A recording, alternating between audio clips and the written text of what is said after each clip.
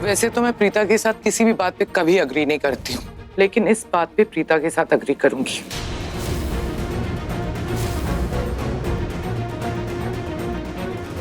उसने मोना के साथ जो भी किया बहुत अच्छा किया। पता नहीं वो मोना अपने आप को समझती क्या थी। काम हमारे लिए करती थी, लेकिन किस तरह से बिहेव करती थी भाई के साथ। चाबुक से डराती थी, किसी को भाई के पास जाने नहीं देती थी, मिलने नहीं देती थी। मम्मी जी, अब भूल गई मोना चाबुक का इस्तेमाल क्यों करती थी? ताकि वो महेश अंकल को कंट्रोल में रख सके। महेश अंकल बहुत वायलेंट हो रहे थे, सब पे अटैक कर रहे थे। सिर्फ महेश अंकल के अच्छे के लिए उन पे चाबुक इस्तेमाल करती थी वो। प्लीज पृथ्वी, कंट्रोल करने के और भी तरीके होते हैं। I agree. मम्मी जी, अगर आपको वो तरीका गलत लग रहा था तो ठीक है। अब मैं भी किसी को मना नहीं करूंगा कि वो महेश अंकल से ना मिले, क्योंकि महेश अंकल की हेल्थ अब इंप्रूव हो रही है। अच्छा, तुम मना नहीं करोगे? क्यों भाई, तुम होते कौन हो? I mean, तुम हो कौन?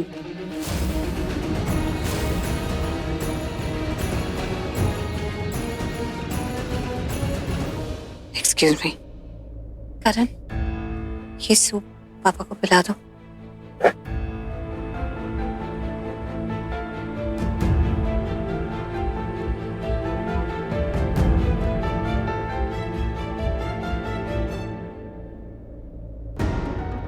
हाँ जी, अब बताओ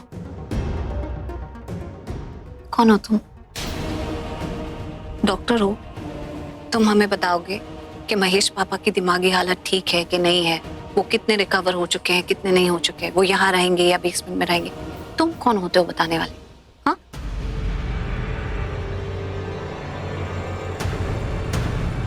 तुम कौन हो? डॉक्टर हो? मैं तो नहीं हूं।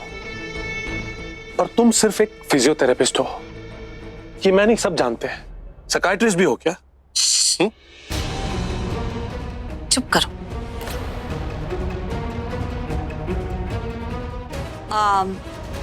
आप सब लोग जरा नीचे आए, मुझे कुछ बात करनी है। सब नहीं जाएंगे।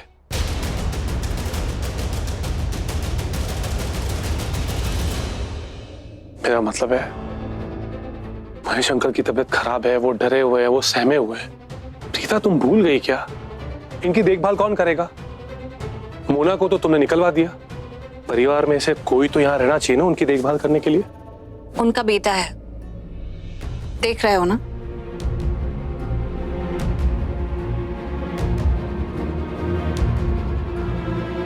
बाकी सब लोग, यू इंक्लूडेड, नीचे आइए।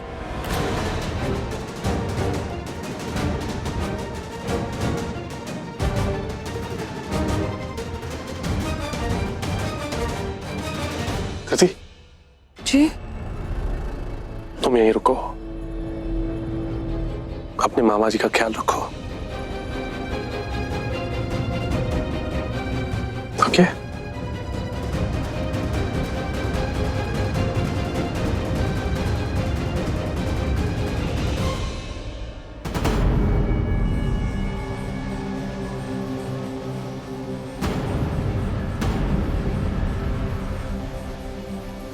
गिरीश भैया, आपको एक काम देती हूँ। आप महेश पापा के कमरे में जाइए और उनका ख्याल रखिए, और ये काम सिर्फ आप ही करेंगे, कोई और नहीं करेगा। Okay ma'am. सब लोग यहाँ हैं। कृतिका कहाँ है? 1 सेकेंड। आप सब लोग खड़े क्यों हैं? बैठिए ना प्लीज, प्लीज। बिल्कुल नहीं।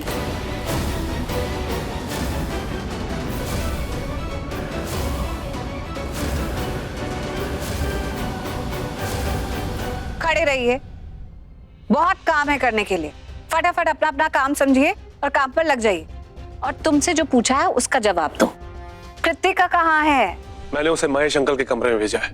ओह माय गॉड, एक तो यहाँ पर जिसका जो मन करता है वो करता है, क्या जरूरत थी उसे महेश पापा के कमरे में जाने की? बुलाओ उसे नीचे। कृतिका, कृतिका।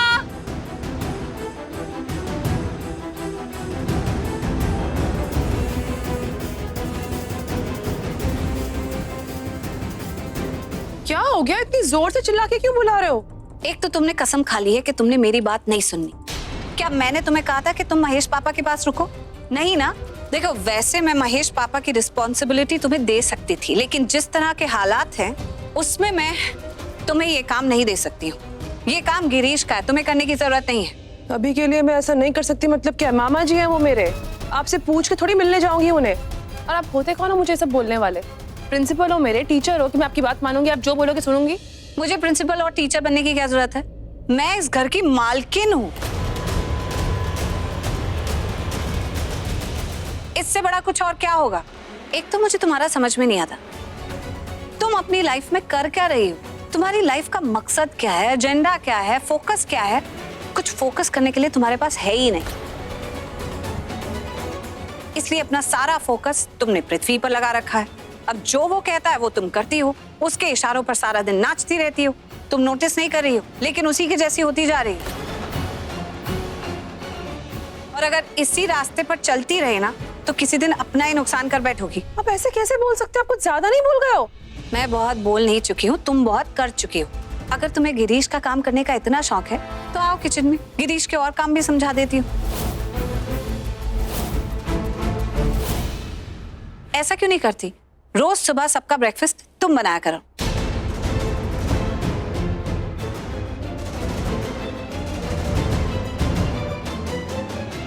एनीवे, हम लोग महेश पापा का बर्थडे सेलिब्रेट कर रहे हैं और मैं चाहती हूँ करीना बुआ, आप एक इनविटेशन लिस्ट तैयार कीजिए और बहुत सारे लोगों का नाम मत लिखना। सिर्फ उन्हीं लोगों को इंक्लूड करो जिन्हें इनवाइट करना हमारे लिए बहुत जरूरी है, क्योंकि मैं चाहती हूँ कि ये पार्टी एक फैमिली अफेयर रहे, एक इंटीमेट अफेयर। बजट भी छोटा है तो बजट से बाहर खर्चा नहीं होना चाहिए। और हाँ, इस लिस्ट में शलिन की मॉम को इंक्लूड करने की जरूरत नहीं है।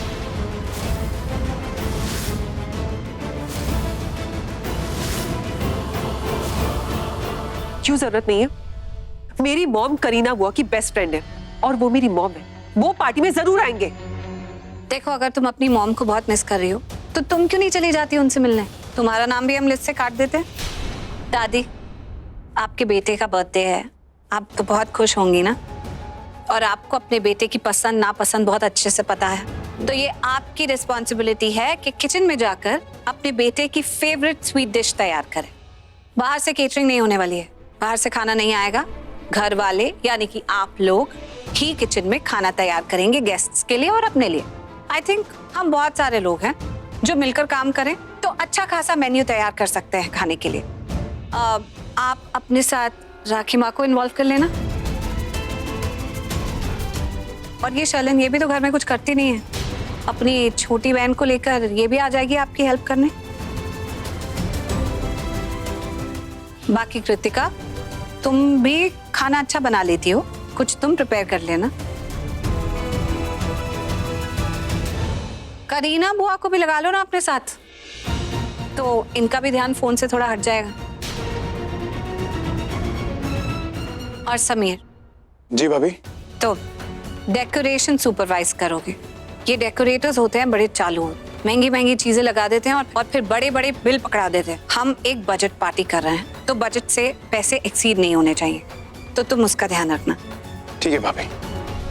और तुम पृथ्वी, तुम ऐसा करो, ऊपर स्टोर रूम में जाओ और स्टोर रूम में जो पहले की लाइट्स पड़ी हुई है ना वो ले आओ। अब हर पार्टी के लिए नई लाइट्स थोड़ी लगाएंगे, इतना सारा सामान पड़ा है, जो कुछ भी पड़ा है नीचे ले आओ, उसे रीयूज करने की कोशिश करेंगे। दोबारा कह रही हूँ, हम एक बजट पार्टी कर रहे हैं तो कॉस्ट एक्सीड नहीं होनी चाहिए। सबको सबके काम समझ में आ गए? तो जाओ, लग जाओ काम पे, गेट टू वर्क।